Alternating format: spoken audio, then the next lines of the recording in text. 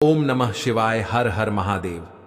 दोस्तों 9 जून 2025 यानी सोमवार के दिन तुलसी की मिट्टी से कर लेना यह एक महा उपाय होगी। हर मनोकामना पूरी मिलेगी, सभी दोषों से मुक्ति, इतना धन आएगा कि संभाले नहीं संभलेगा।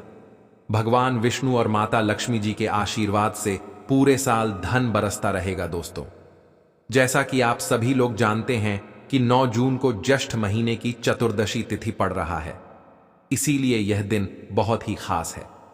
क्योंकि देखिए दोस्तों, गुरु जी ने कहा है कि जब भी ज्येष्ठ महीने की चतुर्दशी तिथि पड़े तो आपको सिर्फ और सिर्फ तुलसी की मिट्टी वाला उपाय करना चाहिए। यह उपाय इतना खास है कि अगर आपने सही मुहूर्त पर सही क्रिया अनुसार तुलसी की मिट्टी वाला उपाय कर लिया, जो प्राचीन काल के समय का महा उपाय है, तो मान के चलिए दोस्तों, भगवान भोलेनाथ और माता लक्ष्मी जी के आशीर्वाद से आपके जीवन का कितना ही बड़ा दुख हो, उससे आपको मुक्ति मिल जाएगी। आपकी कोई भी मनोकामना हो, मान लीजिए आप नौकरी की तैयारी कर रहे थे, आपकी नौकरी लग जाएगी। आपका बंद पड़ा व्यापार चल पड़ेगा। जिस बीमारी से आप बहुत दिनों से परेशान थे, उस बीमारी से आपको मुक्ति मिल जाएगी। आपके जीवन में धन आना शुरू हो जाएगा। आपके जीवन में धन आने के सारे रास्ते खुल जाएंगे। और मान के चलिए दोस्तों, फिर आपको किसी भी प्रकार की परेशानी का सामना नहीं करना पड़ेगा। इसीलिए दोस्तों, इस दिन आप लोगों को इस वाले उपाय को जरूर कर लेना है। भले ही आपने पूरे साल भर इस उपाय को ना किया हो, पर अगर आपने इस ज्येष्ठ महीने की चतुर्दशी तिथि के दिन अगर इस वाले उपाय को कर लिया, तो आपको इस उपाय को करने का वह फल मिलेगा जिसकी आपने कभी कल्पना भी नहीं करी होगी। इसीलिए आप लोग इस तुलसी की मिट्टी वाले उपाय को एक बार जरूर कर लेना, ताकि आप लोगों के हाथ से यह मौका ना जा सके और आपको इस उपाय को करने का फल मिल सके। दोस्तों, यह उपाय पंडित जी ने अपनी अभी की ही शिव महापुराण की कथा में बताया है, जो इस उपाय को आज हम आपको बहुत अच्छे से समझाने वाले हैं। इस वीडियो को देखने के बाद इस उपाय को समझने के लिए आपको कोई और वीडियो को देखने की जरूरत नहीं पड़ेगी। तो चलिए दोस्तों, उपाय को शुरू करते हैं। उससे पहले हे भगवान भोलेनाथ, आपके इस वीडियो को जो भी लाइक और चैनल को सब्सक्राइब करें, उसके जीवन में कभी दुख दर्द मत आने देना। साथ ही साथ कमेंट बॉक्स में 5 बार जय श्री हरि जरूर लिखें, ताकि लक्ष्मी जी की कृपा आप सभी को प्राप्त हो सके। इसी के साथ में आप सभी को बता दूं कि आप लोग वीडियो को पूरा नहीं देखते हो, काट काट कर देखते हो और गलत गलत उपाय को कर लेते हो, तो आपसे निवेदन है कि वीडियो को पूरा जरूर देखें। देखिए दोस्तों, यह ज्येष्ठ महीने की सोमवार चतुर्दशी तिथि के दिन यह इतना खास होता है, इतना महत्वपूर्ण होता है। देखा गया है कभी कभी बड़े बड़े पूजा पाठ अनुष्ठान से जो मनोकामना पूर्ण नहीं होते, वह ज्येष्ठ महीने की सोमवार चतुर्दशी तिथि के दिन एक छोटे से उपाय करने से ही आपकी मनोकामना पूर्ण हो जाती है। और बहुत सारे लोगों ने इस उपाय को किया भी है और उनको इस उपाय को करने का फल भी जरूर मिला है। अगर आप लोग भी इस उपाय को करना चाहते हैं, तो आप इस उपाय को पहले अच्छे से समझ लेना, सुन लेना, उसके बाद करना। आपको इस उपाय का फल जरूर मिलेगा। और इस उपाय को कर लेने से आपके घर में चाहे किसी भी प्रकार की दुख और समस्या क्यों ना चल रही हो, आपको उसका कारण भी नहीं पता है कि भाई यह समस्या किस कारण से चल रही है। उसका कुछ भी कारण हो सकता है, जैसे पितृदोष हो सकता है या किसी भी तरह का मंगल दोष भी हो सकता है। तो इस दिन आप लोगों को ये वाला उपाय कर लेना है। यह एक ऐसा उपाय है जिस उपाय को अगर किसी विशेष दिन पर किया जाए, तो भाई उस विशेष दिन का जो है वह तो हमें मिलता ही मिलता है। पर हमने उस दिन पर इस तुलसी की मिट्टी वाले उपाय को किया है, तो हमें उससे भी बड़ा फल मिलता है, और फल बहुत जल्दी मिलता है, क्योंकि आप इस उपाय को बहुत ही बड़े और विशेष दिन पर कर रहे हो। तो चलिए अब उपाय के बारे में बात करते हैं। लेकिन उससे पहले आप लोगों को यह जानना आवश्यक है कि आखिर यह उपाय किस समय करना है, किसको करना है और कैसे करना है। तो चलिए हम आगे आपको वीडियो में एक एक करके बता देते हैं। तो दोस्तों, इस तुलसी की मिट्टी वाले उपाय को हमें इस ज्येष्ठ महीने सोमवार चतुर्दशी तिथि के दिन कैसे करना है, किसको करना है, किस समय करना है और कहां पर करना है, यह सारे सवालों के जवाब आपको इस वीडियो में मिल जाएंगे। और जो ये वीडियो देखेगा भाई, उसको तुलसी की मिट्टी वाला उपाय जरूर करना चाहिए, क्योंकि इस दिन शत्रुओं और किसी भी दोष, किसी भी बीमारी से मुक्ति पाने के लिए तुलसी की मिट्टी का बहुत ही बड़ा और विशेष महत्व होता है। और जब बात आ जाए तुलसी की मिट्टी की, तो यह सोने पर सुहागा वाली बात हो जाती है और यह एक बहुत ही बड़ा उपाय हो जाता है। अब दोस्तों, इस तुलसी की मिट्टी वाले उपाय को आखिर करना किसको है? सबसे पहले हम लोग वह बात जान लेते हैं।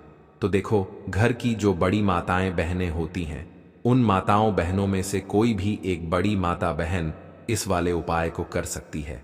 और दोस्तों, अगर आप चाहे तो अपने घर में से सभी सदस्यों को भी इस उपाय को करवा सकते हैं। अगर किसी व्यक्ति की खुद की कोई मनोकामना है, खुद की कोई दुख और परेशानी है जो कि वह अपने लिए ही करना चाहता है इस वाले उपाय को, तो वह खुद अपने लिए भी कर सकता है। बाकी अगर कोई घर में से ऐसा है जो कि अपने पूरे घर परिवार की सुख और शांति के लिए यह वाला उपाय करना चाहता है, तो भाई वह भी कर सकता है। उसमें भी कोई दिक्कत वाली बात नहीं है। कहने का मतलब ये है कि इस उपाय को हर एक सदस्य भी कर सकता है और पूरे घर परिवार के सदस्य के लिए घर की बड़ी माताओं बहनों में से कोई एक माता बहन भी कर सकता है। माताएं बहनें अगर घर में उपस्थित ना हो या वह यह वाला उपाय ना कर पा रही हो, तो फिर घर का कोई बड़ा सदस्य भी इस तुलसी की मिट्टी वाले उपाय को कर सकता है। चाहे फिर वह पुरुष ही क्यों ना हो, उसमें कोई भी दिक्कत वाली बात नहीं है। अब दोस्तों, तुलसी की मिट्टी वाले उपाय को हमें करना कहां पर है? देखो, इस उपाय को हमें मंदिर में ही करना है। बहुत सारे लोग प्रश्न करते हैं, हर एक उपाय को करते समय क्या हम इस उपाय को घर पर या मंदिर में कर सकते हैं? देखो, तो इस वाले उपाय को आप मंदिर पर करोगे तो अच्छा रहेगा, घर में नहीं करना है इस वाले उपाय को। उसके बाद में दोस्तों, जो अगला प्रश्न निकल कर आता है वह यह आता है इस उपाय को लेकर कि आखिर इस उपाय को हमें किस समय करना है? सुबह के समय करना है कि शाम के समय करना है? तो देखो, इस वाले उपाय को आप लोग सुबह के समय भी कर सकते हो और शाम के समय प्रदोष काल में भी कर सकते हो। अब अगर आप पूछो कि भाई साहब, सबसे उत्तम समय कौन सा रहेगा इस तुलसी की मिट्टी वाले उपाय को करने का, तो हम आपसे बस यही कहेंगे कि इस उपाय को आप शाम के समय करेंगे तो ज्यादा बेहतर होगा, क्योंकि ज्येष्ठ महीने सोमवार चतुर्दशी तिथि का दिन है और इस दिन प्रदोष काल के बहुत महत्व होता है। बाकी अगर सुबह के समय भी करेंगे तो भी अच्छा होगा, उसमें कोई भी दिक्कत वाली बात नहीं है। तो अब दोस्तों, जो अगली सबसे बड़ी और महत्वपूर्ण बात आती है वह यह आती है कि सुबह अगर हम उपाय को करेंगे तो हमें कितने बजे से लेकर कितने बजे तक के बीच में करना है, और शाम के समय प्रदोष काल में करेंगे तो हमें कितने बजे से लेकर कितने बजे के बीच में करना है। तो देखो, सुबह जितनी जल्दी हो सके आप उपाय को करने की कोशिश करना। बाकी अगर किसी कारणवश लेट भी हो जाओ, थोड़ी देर भी हो जाए तो देखो, सुबह जितनी जल्दी हो सके आप उपाय को करने की कोशिश करना। बाकी अगर किसी कारणवश लेट भी हो जाओ, थोड़ी देर भी हो जाए, तो 10 या 11 बजे तक भी आप उपाय कर लेना, पर 12 बजे से ज्यादा देरी ना हो। ठीक है, इस बात का ध्यान रखना। उसके बाद में दोस्तों, अगर शाम के समय प्रदोष काल की बात करें, प्रदोष काल का जो समय है होता है वह शाम के 6 बजे से शुरू हो जाता है। मतलब शाम के 6 बजे से लेकर 7 बजे के बीच का जो समय होता है, यह समय प्रदोष काल का समय होता है। इस उपाय को 7 बजे या 8 बजे के बीच में भी कर सकते हो। मतलब शाम के 6 बजे से रात 8 बजे के बीच में आप कभी भी इस वाले उपाय को कर सकते हो, उसमें कोई भी दिक्कत वाली बात नहीं है। परंतु 9 जून ज्येष्ठ महीने की सोमवार चतुर्दशी तिथि के दिन कोशिश करना कि समय के अंतर्गत ही कर लो। किसी कारणवश ना कर पाओ तो थोड़ा देरी से भी कर सकते हो। तो चलिए, अब हम अपने सबसे पहले उपाय की बात कर लेते हैं। तो देखिए, धन को लेकर अगर आप बहुत परेशान रहते हैं, क्योंकि आपको बता दें, माँ तुलसी जो है ना, यह माता लक्ष्मी का ही स्वरूप है। तो तुलसी से जुड़ा उपाय जब आप करते हैं तो धन संपदा की कभी आपके घर में नहीं कमी होती है, आपके जीवन में कमी नहीं होती है, और साथ ही साथ धन संपदा ऐसे बढ़ती है कि उसे आप संभाल नहीं पाते हैं। माँ लक्ष्मी की कृपा आपके घर पर हमेशा बरसती है। जब आप सोमवार वाले दिन तुलसी के पौधे से जुड़ा हुआ यह उपाय कर लेते हैं, और इस बार तो सोमवार पर आपको बता दें कि बहुत ही ज्यादा उत्तम योगों का निर्माण हो रहा है, तो इस दिन आपको बिल्कुल नहीं चूकना है। क्योंकि आपको बता दें कि इस दिन एक नहीं पूरे 2 बहुत ही शुभ और उत्तम योग बन रहे हैं। इस दिन सिद्धि योग और सर्वार्थ सिद्धि योग दोनों के दोनों योग बन रहे हैं, और ऐसे में यह उपाय आप कर लेते हैं तो ऐसा समझ लीजिए आपका उपाय तुरंत सफल भी होगा और मां लक्ष्मी की कृपा आपके ऊपर बरसेगी। अब सोमवार का दिन जो होता है यह श्री हरि विष्णु को ही समर्पित होता है। तो आज की वीडियो में ऐसा उपाय आपको बताने वाले हैं जिससे कि आपकी मनोकामना भी पूरी होगी, धन संपदा भी आपके घर में बढ़ेगी, मां लक्ष्मी की कृपा बरसती रहेगी। बात कर लेते हैं सबसे पहले उपाय की, जो कि आपको सोमवार के दिन जरूर करना चाहिए, क्योंकि इस उपाय को करने से आपके घर में जितनी भी नेगेटिव एनर्जी होती है, जो भी बुरी शक्तियां होती हैं, नजर दोष होती है, सारी की सारी दूर होती है। तो जो उपाय अब आपको बताने वाले हैं, यह उपाय जुड़ा हुआ है गंगा जल से। अब देखिए आपको करना क्या है। आपको सबसे पहले सोमवार वाले दिन अपने घर में सुबह के समय में स्नान आदि करने के बाद गंगा जल का छिड़काव करना है। गंगा जल का सबसे पहले आप छिड़काव करेंगे। उसके बाद जब आप स्नान करेंगे, उस जल में आपको क्या करना है, एक चुटकी पिसी हुई हल्दी डालनी है और पिसी हुई हल्दी डालकर आपको स्नान करना है। देखिए, अगर आप एक चुटकी पिसी हुई हल्दी इस दिन डालकर स्नान कर लेते हैं तो ऐसा समझ लीजिए कि रातों रात आपका भाग्य जो है यह चमकता चला जाता है और आपके घर में जितनी भी नेगेटिव ऊर्जा होती है, नकारात्मक शक्तियां होती हैं, वह गंगा जल के छिड़काव से दूर हो जाती हैं। तो सोमवार का दिन बहुत ही शुभ और उत्तम है और इस दिन यह उपाय करने से ऐसा समझ लीजिए आपको आपके भाग्य का साथ मिलने लगेगा और आपके भाग्य में जो दुख हैं, कष्ट हैं, वह आपके जीवन से बहुत जल्दी दूर करना कहां पर है। हमें इसे शिव जी के मंदिर में जाकर करना है। बहुत सारे लोग प्रश्न करते हैं हर एक उपाय को करते समय, क्या हम इस उपाय को घर पर कर सकते हैं? तो इस वाले उपाय को आप घर पर नहीं कर सकते हो। इस वाले उपाय को करने के लिए आपको शिव जी के मंदिर ही जाना पड़ेगा। उसके बाद में दोस्तों जो अगला प्रश्न निकल कर आता है वो यह आता है इस उपाय को लेकर कि आखिर इस उपाय को हमें किस समय करना है, सुबह के समय करना है कि शाम के समय करना है। तो देखो, इस वाले उपाय को आप लोग सुबह के समय भी कर सकते हो और शाम के समय प्रदोष काल में भी कर सकते हो। अब अगर आप पूछो कि भाई सबसे उत्तम समय कौन सा रहेगा इस 11 चावल के दाने वाले उपाय को करने का, तो हम आपसे बस यही कहेंगे कि इस उपाय को आप सुबह के समय करेंगे तो ज्यादा बेहतर होगा। बाकी अगर प्रदोष काल शाम के समय भी करेंगे तो भी अच्छा होगा, उसमें कोई भी दिक्कत वाली बात नहीं है। तो अब दोस्तों जो अगली सबसे बड़ी और महत्वपूर्ण बात आती है वो यह आती है कि सुबह अगर हम उपाय को करेंगे तो हमें कितने बजे से लेकर कितने बजे तक के बीच में करना है, और शाम के समय प्रदोष काल में करेंगे तो हमें कितने बजे से लेकर कितने बजे के बीच में करना है। तो देखो, सुबह जितनी जल्दी हो सके आप उपाय को करने की कोशिश करना। बाकी अगर किसी कारणवश लेट भी हो जाओ, थोड़ी देर भी हो जाए, तो 10 या 11 बजे तक भी आप उपाय कर लेना, पर 12 बजे से ज्यादा देरी न हो, ठीक है? इस बात का ध्यान रखना। उसके बाद में दोस्तों अगर शाम के समय प्रदोष काल की बात करें, प्रदोष काल का जो समय होता है वो शाम के 6 बजे से शुरू हो जाता है। मतलब शाम के 6 बजे से लेकर 7 बजे के बीच का जो समय होता है, यह समय प्रदोष काल का समय होता है। पर अभी जो मौसम चल रहा है, इस मौसम में जो है शाम बहुत देरी से होती है। तो आप इस उपाय को 7 या 8 बजे के बीच में भी कर सकते हो। मतलब शाम के 6 बजे से रात 8 बजे के बीच में आप कभी भी इस वाले उपाय को कर सकते हो, उसमें कोई भी दिक्कत वाली बात नहीं है। अब दोस्तों यहाँ पर इस उपाय को लेकर एक और सबसे बड़ी बात ये निकल कर आती है कि इस 11 चावल के दानों को हमें लेना कहां से होता है, और हमें इस उपाय को करने के साथ में क्या और कुछ भी सामग्री ऐसी होती है जो शिव जी के मंदिर लेकर जानी पड़ती है। तो देखो, यहाँ पर हम आपको बता दें, सबसे पहले आप लोग ये जान लो कि यह जो 11 चावल के दाने वाला उपाय है, सिर्फ और सिर्फ आप उपाय की सामग्री लेकर कभी भी शिव जी के मंदिर मत जाना, क्योंकि हमें भगवान के सामने यह नहीं दर्शाना है कि अगर हम भगवान शिव जी के मंदिर आए हैं तो अपने फायदे के लिए आए हैं। तो इसलिए जो भी पूजन सामग्री है उपाय सामग्री है, 11 चावल के दाने, इसके साथ में आपको पूजन सामग्री भी जरूर लेकर जाना है। देखो, अगर सुबह के समय उपाय कर रहे हो तो सीधी सी बात है, 1 लोटा जल तो आप लेकर जाओगे ही जाओगे। वही 1 लोटा जल अगर मिट्टी का जल हो तो बहुत अच्छा रहेगा। मिट्टी का जल कैसे बनाया जाता है, इसके लिए हमने पहले से बहुत सारी वीडियोस बना दी है।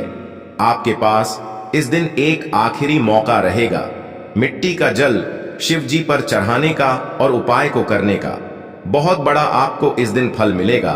तो इसलिए इस दिन हो सके तो भाई मिट्टी का जल चढ़ाना, तो अपने साथ में कम से कम 1 लोटा जल तो आपको लेकर जाना ही जाना है।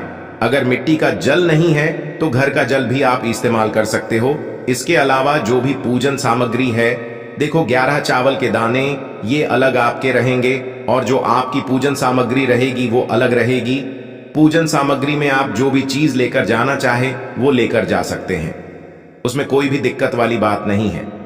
वहीं अगर हम बात करें शाम के समय की, तो शाम के समय शिव जी पर जल नहीं चढ़ता है, इसीलिए शाम के समय आप लोग एक दीपक तैयार कर लें जो कि गोल बत्ती का आटे का शुद्ध देसी गाय का घी का होगा, है ना। इस बात का आप लोगों को ध्यान रखना है और इस दीपक को आपको घर से जलाकर नहीं लेकर जाना है, भगवान शिव जी के मंदिर में जाकर ही जलाना है। इस बात का भी आप लोगों को ध्यान रखना है। अब दोस्तों यहां पर हमें इस बात को समझना है कि यह 11 चावल के दाने हमें लेना कहां से है। क्या हमें दुकान से लेकर आना है या हमें अपने घर से लेना है या कहां से लेकर आना है और कौन से चावल लेना है, क्योंकि चावल भी बहुत प्रकार के होते हैं। तो देखो इन सभी सवालों के जवाब आप लोग एक बात में सुन लो कि भाई ये जो उपाय है, इस उपाय में आपको ये नहीं देखना है कि भाई कौन से चावल है कौन से चावल नहीं है। बस जो भी चावल ले रहे हो वो चावल का दाना सबूत होना चाहिए, मतलब साबुत होना चाहिए, टूटा हुआ नहीं होना चाहिए, कटा पिटा नहीं होना चाहिए। ये बात आपको ध्यान रखना है। बाकी आपका चावल बासमती हो या सादा चावल हो या कोई सा भी चावल हो, उसमें कोई भी दिक्कत वाली बात नहीं है। तो सीधी सी बात है कि आपके घर के रसोई घर में जहां पर आप भोजन बनाते हो, वहां पर जो भी चावल आपके उपस्थित हो, उन चावलों में से अपनी एक कटोरी भर लेना या एक मुट्ठी चावल अलग से निकाल कर रख लेना, क्योंकि हम 11 चावल ही यहाँ पर इस उपाय में लेने वाले हैं, तो हमें यह चावल के दाने गिनकर निकालने पर डढ़ेंगे। इस बात का आप लोगों को ध्यान रखना है। तो अपने उस चावल की कटोरी में से या चावल में से 11 ऐसे चावल के दाने आप लोग निकाल लो जो कि टूटे हुए ना हो, कटे पिटे ना हो, जिनमें कोई दाग ना लगा हुआ हो, है ना। अच्छे साबुत चावल के दाने 11 दाने आप लोग निकाल कर रख लो और इन्हें किसी भी एक कागज की पुड़िया में या किसी एक छोटी सी कटोरी में आप लोग रख लो, ताकि यह सुरक्षित रहे। आपके एक भी चावल का दाना इधर उधर ना हो और आपका उपाय भी पूरा अच्छे से हो जाए। तो भाई जैसे ही आपका उपाय की जो सामग्री है, 11 चावल के दाने ये तैयार हो जाते हैं, उसके बाद मैं आपको जो भी अपनी पूजन सामग्री है, सुबह के समय कर रहे हो तो एक लोटा जल या पूजन सामग्री जो लेकर जाना चाहो उसकी भी तैयारी कर लेना। और शाम के समय जा रहे हो तो भाई अपना जो दीपक है उसे तैयार कर लेना, ठीक है। और उपाय को करते समय शुद्धता का विशेष रूप से ध्यान रखना, ठीक है। सुबह सुबह स्नान करने के बाद ही उपाय को करने की आप लोग तैयारी करना। उसके बाद अगर शाम के समय की बात करें तो शाम के समय आपको स्नान करने की जरूरत नहीं है, पर शुद्धता का ध्यान रखना है। आपको स्नान तो नहीं करेंगे, आप हाथ मुंह धोकर भी इस वाले उपाय को शाम के समय प्रदोष काल में कर सकते हैं, इसमें कोई दिक्कत वाली बात नहीं है। तो आप अपने उपाय की पूरी सामग्री तैयार करके आपके पास ही में जो आपका शिव मंदिर हो वहां पर पहुंच जाइए। सबसे पहले शिव मंदिर में जाकर आप लोगों को उपाय नहीं करना है, पहले भगवान के दर्शन करना है, भगवान से आशीर्वाद प्राप्त करना है, फिर शिव जी की शिवलिंग के पास में आना है। शिवलिंग के पास में आने के बाद आप जो पूजन सामग्री लेकर आए हुए हैं, जैसे कि सुबह गए हुए होंगे तो एक लोटा जल और जो भी पूजन सामग्री लेकर आए हैं आप उनसे भगवान शिव जी की पूजन कीजिए। सबसे पहले तो एक लोटा जल ही चढ़ेगा, उसके बाद में आपकी पूजन सामग्री चढ़ेगी। उसके बाद में अगर दोस्तों शाम के समय अगर आप इस उपाय को कर रहे हो तो अपने साथ में कम से कम एक जो दीपक है गोल बाती का जो आप अपने साथ में लेकर गए हो, उस दीपक को मंदिर में जाकर अपनी माचिस से जलाना है और उस दीपक को शिवलिंग के पास में रखना है, ठीक है। इस दीपक को रखने के बाद ही आप लोगों को अपना ये वाला उपाय शुरू करना है।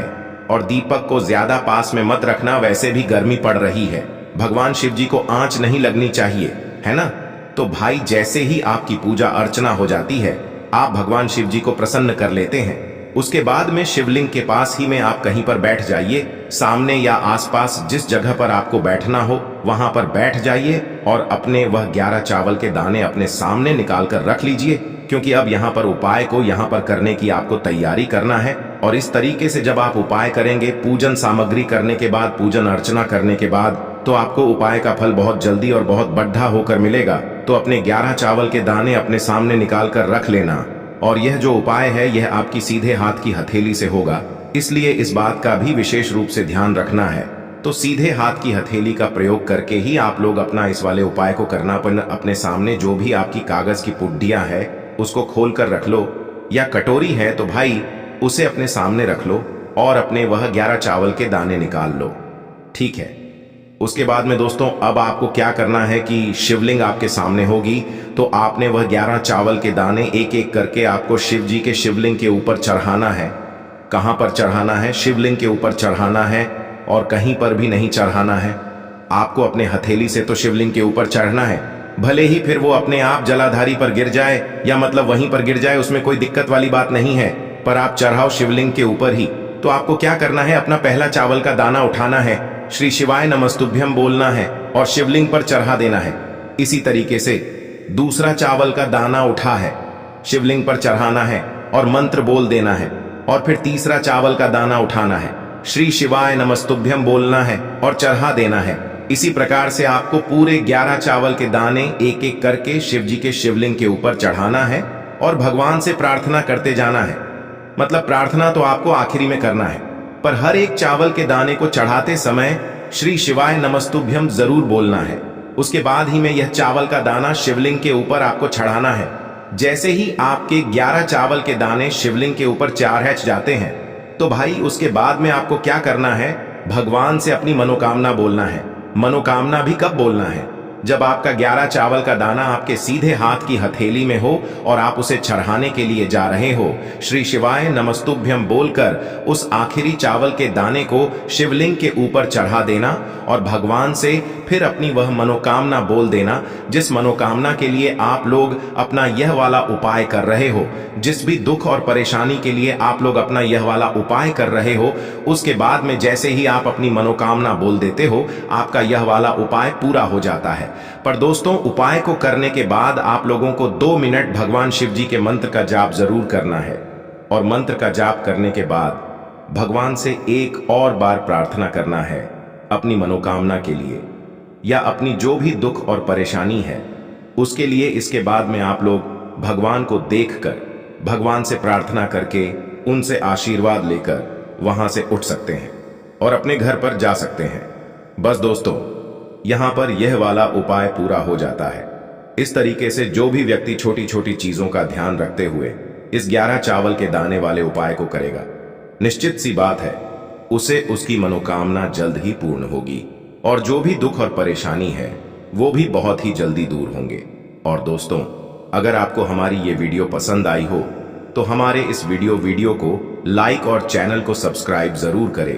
हर हर महादेव, ओम नमः शिवाय। को लेना है एक गोल बाती का दीपक। आप चाहें तो मिट्टी का ले सकते हैं, या फिर घर से शुद्ध आटा मढ़कर उसका दीपक आप तैयार कर सकते हैं। इसके बाद आपको लेना है शुद्ध गाय का घी। अगर वो नहीं है तो कोई भी देसी घी इस्तेमाल कर सकते हैं, जिससे आपको दीपक प्रज्वलित करना है। देखो, अब ये सब सामग्री लेकर आपको जाना है प्रदोष काल में आपके घर पर तुलसी जी के घेरे के पास में। देखो, ये उपाय तो आपको अवश्य करना है। देखो, वहां पहुंचकर सबसे पहले वो दीपक आपको प्रज्वलित कर देना है और ओम नमो भगवते वासुदेवाय नमः का 11 बार जाप करना है।